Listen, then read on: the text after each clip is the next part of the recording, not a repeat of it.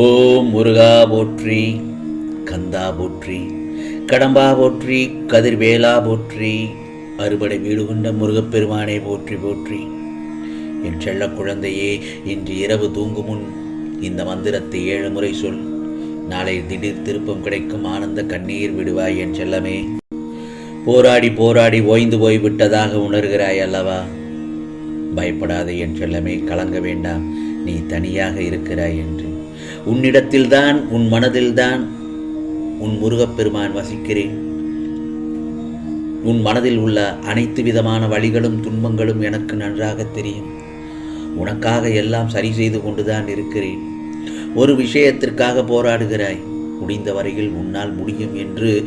ஆனால் அதற்கான காரணங்களே தெரியாமல் அந்த விஷயத்தில் சற்று சோர்வை சந்திக்கிறாய். இதுதானே உன் மனதில் உள்ள கவலையும்? புலம்பாதே. புலம்புவதால் எதுவும் மாறப்போவதில்லை. இதற்கு மேல் எப்படி என்னால் உழைப்பை போட முடியும் என்று உணரும் தருவாயில் முடியவில்லை என்ற எண்ணம் தோன்றும். நீ யாருமின்றி தனியாக நிற்பதை போன்று தவித்து மனதிற்குள் புலங்கி அழுது கொண்டிருக்கிறாய். புலங்காதே, அழுகாதே. ஏதோ ஒன்று என் உழைப்பை உயரவிடாமல் தடுக்கின்றது. என்னை முடியாது என்று உணர தருவாய்க்கு கொண்டு விட்டது என்று தோன்றும். சில நேரங்களில் உன்னுடைய எல்லா பொறுப்பையும் என்னிடம் ஒப்படைத்து விடு. இந்த முருகப்பெருமான் நான் இருக்கிறேன் என்றும் உனக்காக நான் சுமக்கிறேன். உனக்கு மனதை பூ போன்ற மென்மையாய் வைத்துக்கொள். எதுவும் பாதிக்காத அளவிற்கு உன் மனதை நீ பலவீனமாக்கிக் கொள்ள வேண்டாம்.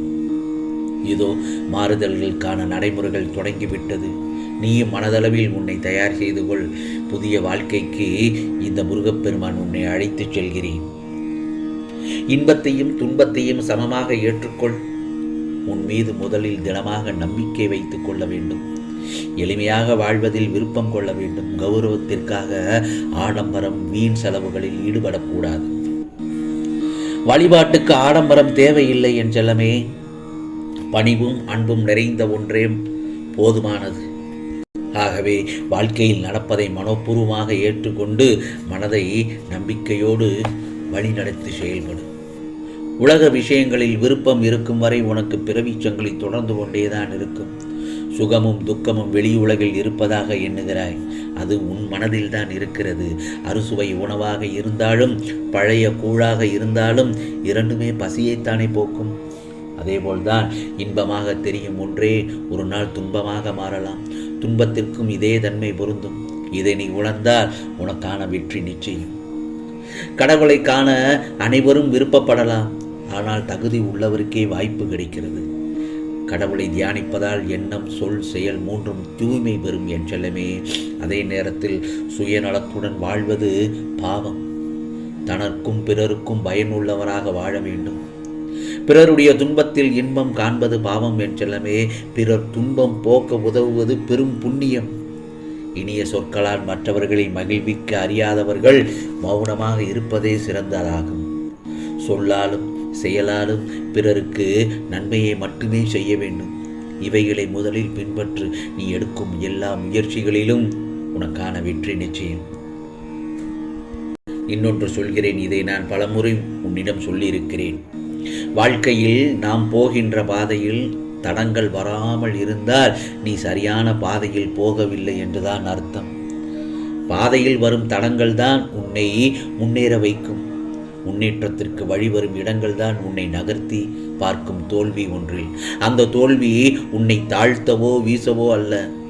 இருந்த நிலையிலிருந்து உச்சாணி உயரத்தை தொட நீ என்றும் பழுத்த காயாகவோ கனியாகவோ பட்டு போய் விழமாட்டாய். நீ கீழே விழுவது வீழ்ச்சி அல்ல, விதையாய் கீழே உன்னை நான் தூவுகிறேன். அப்படி தூவிய விதையான உன்னை வரலாறு காணாத உயரத்தில் உயர்த்த எடுக்கும் புது முயற்சிகள் அவை. ஆகவே உனக்கு புதியது. அதனால் அவைகள் உன்னை தள்ளாட வைக்கும். ஒரு விதை மண்ணில் விழுந்து சிறிது காலம் தன் வளர்ச்சிக்கு வெளியில்தான் இருப்பதை காட்டிக்கொள்ளாது. பிறகு செடியாய் மரமாய் வளரும். அப்படி தன் வளர்ச்சியை காண்பிக்க முதலிலே தன் இருப்பிடத்தை வளமாக்கிக் கொள்ளும். அப்போது அது எதிர்நோக்கி வரும் பிரச்சனைகளை நிறைய. அதை போலத்தான் நீயும் இருக்கிறாய். நீ விழுந்திருந்திருக்கலாம். ஆனால் அதை தோல்வி என்று மட்டும் கருத வேண்டாம்.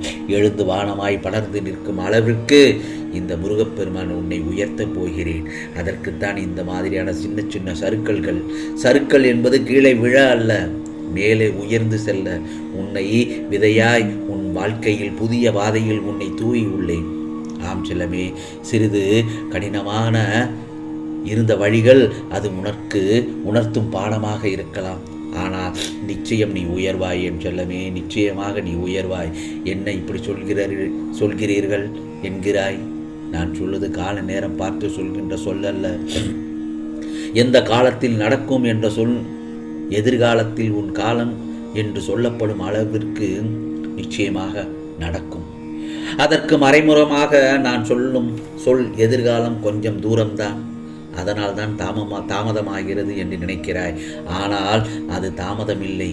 உன்னை நீ தயாராக்கி கொள்ளும் காலம்தான் இது. வெற்றிக்கான காலம் வந்துவிட்டது. இதில் நிச்சயமாக நீ ஜெயிப்பாய் என் செல்லமே. மனதிற்குள் எத்தனை நாள் என் கஷ்டங்களை புழுங்கி நான் அழுவது என்று உன் குமுறல்கள், உன் அழுகை என் செவிக்கு எப்படி எட்டாமல் இருக்கும் சொல்வார்களாம். உனது வழிகள் எல்லாம் பறந்து போகும். அவைகள் உன்னை முள்போல் குத்தும் அளவிற்கு இருக்கலாம். ஆனால் அவற்றை அகற்ற நான் உன்னிடத்தில் இந்த முருகப்பெருமான் இருக்கிறேன். கஷ்டம் என சொல்லிக் கொண்டு இருப்பதால் நீ எதிர்கொள்ளும் கஷ்டம் மேலும் மேலும் கடினமாகத்தான் இருக்கும். படிகளின் மேலே அடி எடுத்து வைக்கும்போது உன் கால்களின் வேகத்தை கவனி.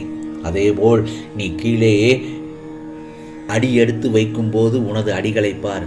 இரண்டும் ஒன்று போலத்தான் இருக்கும். ஆனால் நீ எடுத்து வைக்கும் அடியில் மேலேயும் கீழேயும் உள்ள வித்தியாசங்கள் இருக்கிறது. ஆகவே வாழ்க்கையில் ஒருவருக்கு வரும் மேலோங்கிய நேரத்தில் அவர்களுக்கு எல்லாம் உயர்வாகத்தான் இருக்கும். அதேபோல் மேலே ஏறிய அடிகள் மீண்டும் கீழ் நோக்கி அடிகள் வரத்தான் செய்ய வேண்டும். வாழ்வில் உயர்வு தாழ்வு எல்லாம் யதார்த்தம்தான். ஆனால் அதை நீ புரிந்து நீ எடுக்கும் அடிகளில் உன் பலத்தை சோதிக்கும் அளவிற்கு கடினங்கள் வந்தாலும் அதை தாண்டி நீ அடிகளை எடுத்து வைக்க வேண்டும். வாழ்கின்ற வாழ்க்கை ஒரு வட்டத்தின் வடிவுதான் என் செல்லமே. அதனுள் நாம் ஈட்டுக்கொள்ளும் அளவுகோல் என்பது நம்மை எச்சரிக்கை செய்யும் அபாயமணிதான். போகும் அடிகள் சரிதான், அவைகள் உன்னை கொண்டு போகும் திசைகளும் சரிதானா என்று உன் மனதில் உனக்கு எழும் எச்சரிக்கை மணியாய் உன் குரல் உனக்கு இருக்கும், என்னுடைய குரல் உனக்கு இருக்கும். அந்த வட்டத்திற்குள் மாயை என்ற நிழல் பின்தொடர்ந்தால் உன்னுள் நீ போடும் வட்டத்திற்குள்ளேயே மாயையின் ஆதிக்கம் ஆரம்பிக்கும். ஆகவே காலங்களும் நேரங்களும் தான் பதில் சொல்வது என்று உனக்கு நான் கூறுவது காரணம் இதுதான். உனது பொறுமையையும் நம்பிக்கையையும் சகிப்புத்தன்மையையும் நிலைத்து நிம்மதியான வாழ்வை உருவாக்குவதற்காகத்தான் என்றும் இந்த முருகப்பெருமானின் அரவணைப்பில் வளர்ந்து வாழ்கிறாய். என்னுடைய அரவணைப்பில் தான் உன்னை வைத்திருக்கிறேன். ஆகவே இந்த முருகப்பெருமான் சொல்வது என்ன தெரியுமா? இன்று இரவு தூங்கும் முன் இதை 7 முறை சொல், நாளை திடீர் திருப்பம் கிடைக்கும். ஆம் செல்லமே. ஓம் பாலசுப்பிரமணிய மகாதேவி புத்ரா சுவாமி வரவர ஸ்வாகா. ஆம் செல்லமே, இந்த மந்திரத்தை நீ தூங்குவதற்கு முன் 7 முறை சொல்லிவிட்டு தூங்கு. நாளைய பொழுது உனக்கான பொழுதாகத்தான், நல்லதொரு பொழுதாய் விடியும். இது முருகப்பெருமானின் அருள் வாக்கு, சத்திய வாக்கு. ஓம் சரவண பவ, ஓம் சரவண பவ, ஓம் சரவண பவ.